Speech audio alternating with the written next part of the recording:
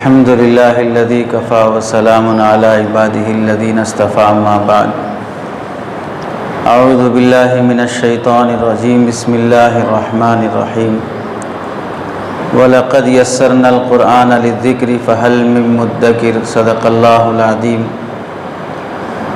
وقال النبي صلى الله عليه وسلم إن هذا القرآن سبب طرفه بيد الله وطرفه بأيديكم فتمسكوا به فإنه لن تضلوا ولن تهلكوا بعده أبدا أو كما قال النبي صلی اللہ علیہ وسلم۔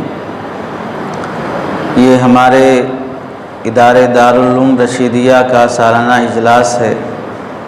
اس نسبت سے ہم سب لوگوں کا یہاں جمع ہونا اللہ کی توفیق سے ہوا ہے۔ 4 عزیز طلباء کا تکمیل حفظ مکمل ہوا ہے۔ ادارے کی تعلیم اور ترقی، مدرسے کی توجہات اور مدرسے کی انتظامات میں مسجد حاضہ کی کمیٹی اور اس میں سے چند مخصوص متحرک افراد کا بھی بہت زیادہ تعاون اور دخل رہتا ہے۔ اس موقع سے ہم لوگ جلسہ دستار بندی کی نسبت سے اپنے 2 آنے والے اکابر حضرت مولانا احمد عبید الرحمن اطہر صاحب دامت برکاتہم اور دوسرے حضرت مولانا شفیع الدین نقشبندی صاحب دامت برکاتہم سے قیمتی باتیں سننا ہے۔ ابھی 10 منٹ کے لیے آپ حضرات کے سامنے کچھ باتیں جو جلسے کی مناسبت سے ہیں عرض کی جائیں گی۔ قرآن مجید میں اللہ رب العزت ارشاد فرماتے ہیں اِنَّا نَحْنُ نَزَّلْنَا الذِّكْرَ وَإِنَّا لَهُ لَحَافِظُونَ، بے شک ہم ہی نے قرآن مجید کو نازل کیا اور ہم ہی اس کی حفاظت کریں گے۔ قرآن مجید کو حفاظت اللہ نے کرنے کا وعدہ لیا تو قرآن مجید 1400 سال سے لے کر اب تک اور قیامت تک بھی محفوظ رہا اور محفوظ رہے گا۔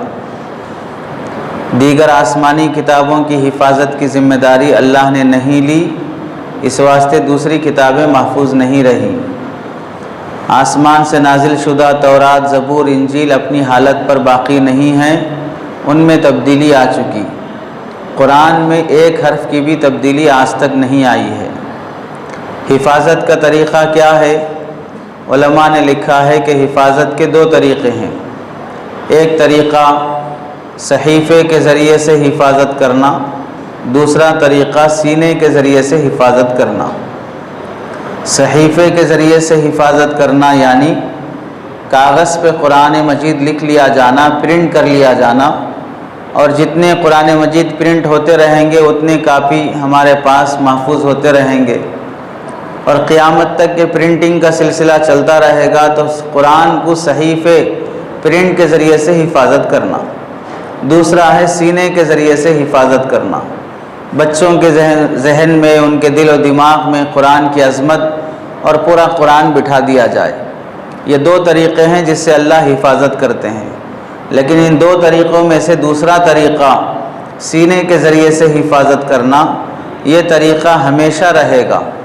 قرآن کاغذ کے ذریعے سے جو حفاظت ہوتا ہے وہ قیامت سے پہلے ختم ہو جائے گا۔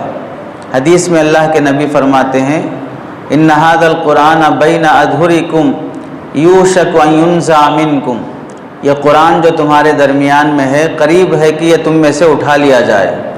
چنانچہ قیامت سے پہلے جو قرآن پرنٹ ہو کر ہے وہ ختم کر دیا جائے گا۔ سینوں میں جو قرآن محفوظ ہے وہ ہمیشہ کے لیے محفوظ رہے گا۔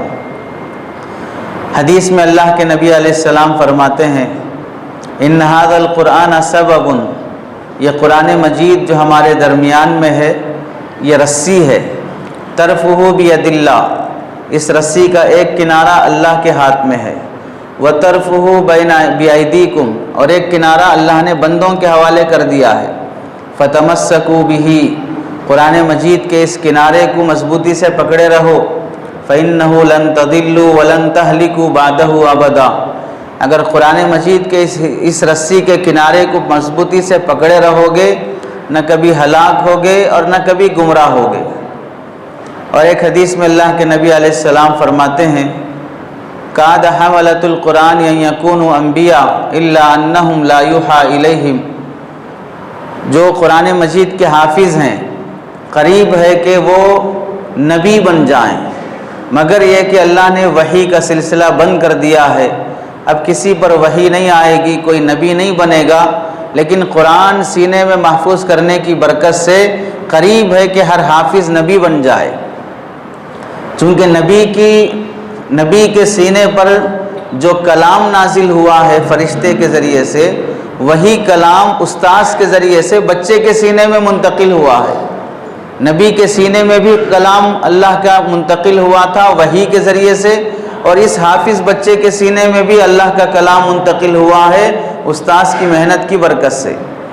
तो अल्लाह के नबी अलैहिस्सलाम ने एक हदीस में फरमाया, हामिलुल कुरान हामिलु रायतिल इस्लाम, कुरान मजीद का हाफिज़ दर हकीकत वो इस्लाम का झंडा उठाने वाला है, जिसके हाथ में इस्लाम की इज़्ज़त है, इस्लाम की हिफाजत है।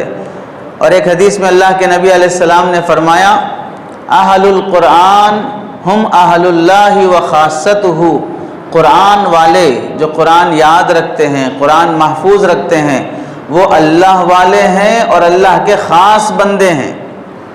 अल्लाह वाले हैं और अल्लाह के ख़ास बंदे हैं।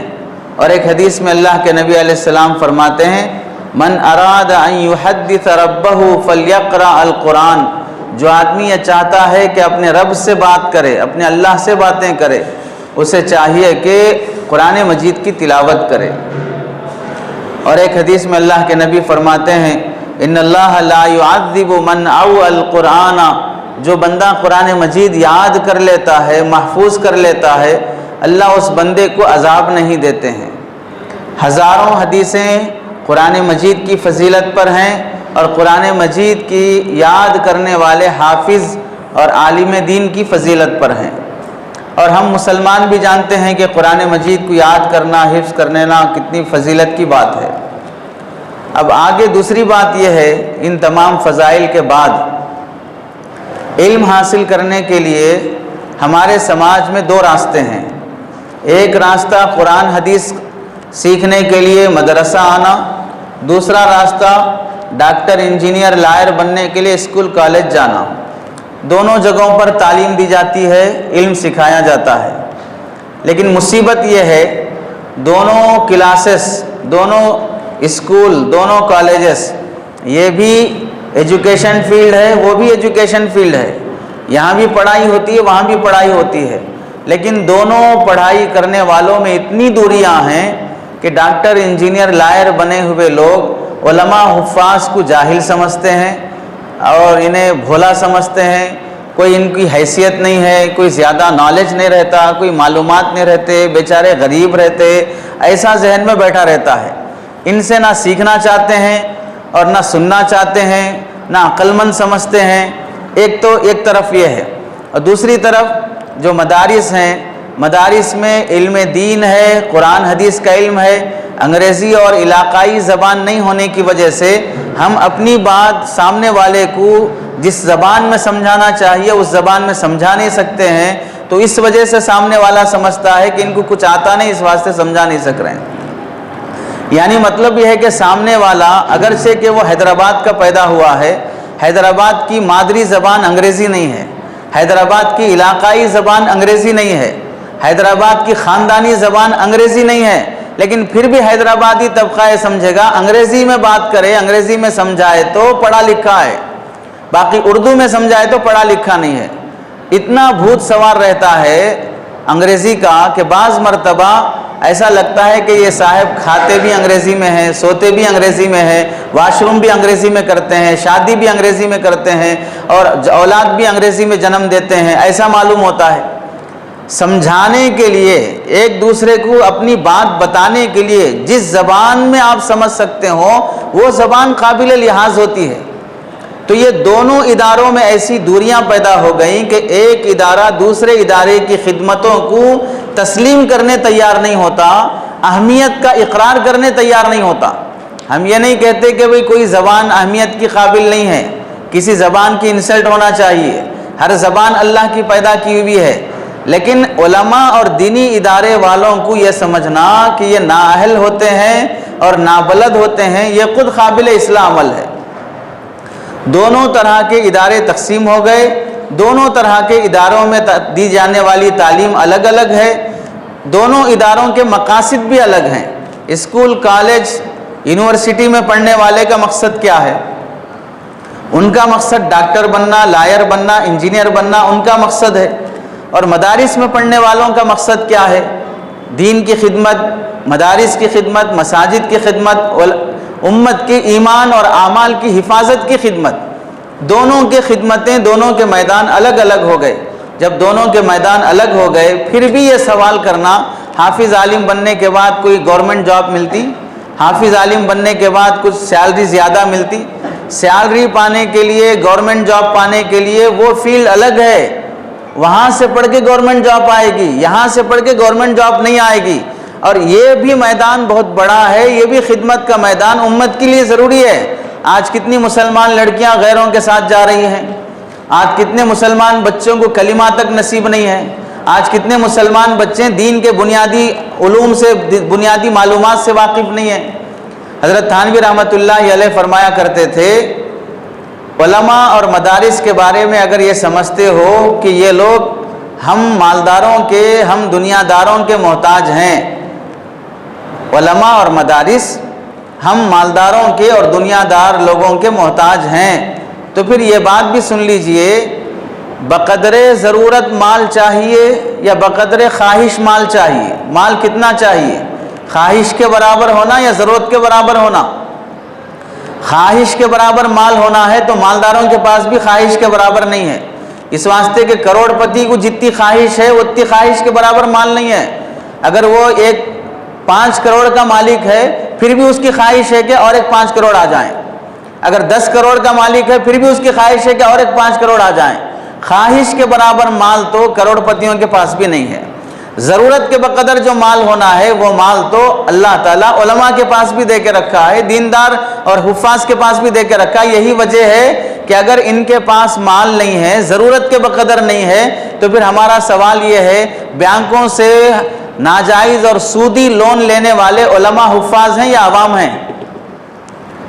ضرورت کے بقدر پیسہ نہیں ہے نا ان لوگوں کے پاس، تو ضرورت کے بقدر پیسہ نہیں ہے تو پھر بینک سے لون لینے کے والے زیادہ مقدار میں علماء حفاظ ہیں یا غیر علماء غیر حفاظ ہیں؟ ان کے پاس مال اتنا نہیں ہے تو کورٹ کچہریوں میں جو کیسز چل رہے ہیں وہ کیسز علماء حفاظ کے ہیں یا غیر علماء غیر حفاظ کے ہیں؟ ان کے پاس اتنا مال نہیں ہے تو آپس میں ایک دوسرے کے قرضوں میں ڈوبے ہوئے وہ علماء حفاظ ہیں یا دوسرے لوگ ہیں؟ جو مال کی بات کرتے ہیں ریالٹی دیکھ لیجئے کہ وہ مال ہمارے پاس کتنا ہے۔ ہم جب ان حضرات کو کہتے ہیں کہ ان کے پاس اتنا مال نہیں ہے، تو پھر ان کے پاس مال نہیں ہے تو لون ان کو لینا چاہیے بینکوں میں جا کر۔ آپ کیوں لے رہے ہیں بینکوں میں جا کے لون؟ آپ کیوں قرضے میں ڈوب رہے ہیں؟ پتہ چلا کہ آپ کے پاس نہیں ہے جتنا ہونا چاہیے۔ اس واسطے مال کو بنیاد بنا کر عزت کا معیار اور عزت کا فرق اور امتیاز کرنا یہ خود قابل اصلاح عمل ہے۔ اور ہم تیسری بات یہ ہے، کوئی ادارہ منع نہیں کرتا ہے کہ بچے کو ڈاکٹر نہ بنائے، عالم نہ بنائے، بلکہ یہ تقاضا زمانے کا یہ ہے کہ جس طرح حافظ عالم بنانے کی ضرورت ہے اس سے کہیں زیادہ دیندار بنانے کی ضرورت ہے، اور اسی کے برابر بالکل اپنے بچوں کو doctor, engineer, lawyer, IAS IPS میں حصہ دلانے کی ضرورت ہے۔ ہم منع نہیں کرتے، لیکن بتا دیجئے مدارس میں پڑھانے کی اور مدارس میں پڑھنے کی تعلیم پر اعتراض کرنے والے احباب اپنے کون سے بچے کو IAS میں حصہ دلائے ہیں؟ آپ کے خاندان میں کتنے لوگ IPS میں ہیں؟ آپ کے خاندان میں کتنے لوگ جج ہیں؟ آپ کے خاندان میں کتنے لوگ ہائی کورٹ اور سپریم کورٹ کے وکیل ہیں؟ جب نہیں ہیں، ریالٹی میں نہیں کر سکتے تو خالی پیلی کے بولتے کیوں ہو؟ اگر کرنا ہے تو کر کے دکھائیں، اپنی نسل کو پڑھائیں، اپنی اولاد کو پڑھائیں، انہیں IPS میں حصہ دلائیں، IAS میں حصہ دلائیں۔ ہم دعائیں کریں گے روزانہ صبح میں جو سورہ یاسین مدرسے میں پڑھا جاتا ہے وہ آپ کے لیے خاص کر دیں گے کہ فلاں فلاں کے بچے IAS میں ہیں، انہیں ترقی ملے۔ لیکن نہ اپنی اولاد کو دنیا کی تعلیم میں آگے بڑھائیں گے، نہ دین کی تعلیم کی ضرورت محسوس کریں گے۔ 10 پاس کر لیا، ڈگری پڑھ لیا، ڈرائیونگ سیکھ لیا، آٹو چلا لیا، سبزی منڈی ڈال لیا یا باہر چلا گیا، اسی کو کامیابی سمجھ لیا۔ اور حتیٰ یہ کہ 10 فیلر بھی حافظ عالم بننے پر ڈسکس کرے گا، بننا چاہیے کہ نہیں بننا چاہیے، مدرسہ چلانا چاہیے کہ نہیں چلانا چاہیے۔ کم از کم تم 10 تو پاس کر لیتے، ڈگری تو پڑھ لیتے کم از کم۔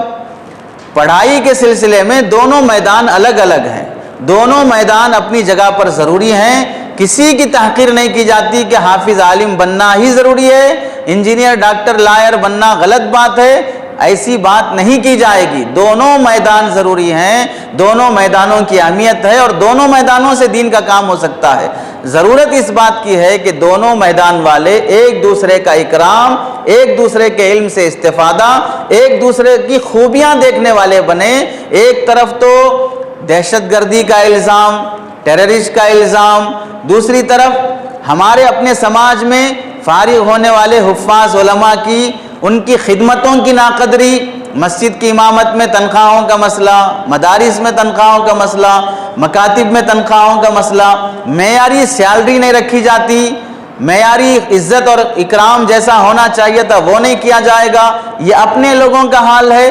دشمن کا حال یہ ہے کہ بدنام کرنے کے لیے فلم انڈسٹری کو استعمال کر رہا ہے، میڈیا کو استعمال کر رہا ہے، اور آل انڈیا لیول نہیں بلکہ عالمی پیمانے پر وہ اس شبیہ کو، کرتا پیجامہ داڑھی پگڑی کو ایک ٹیررسٹ کی شکل میں پیش کر رہا ہے، اور فلموں میں اسے ولن بنا کے پیش کرتا ہے۔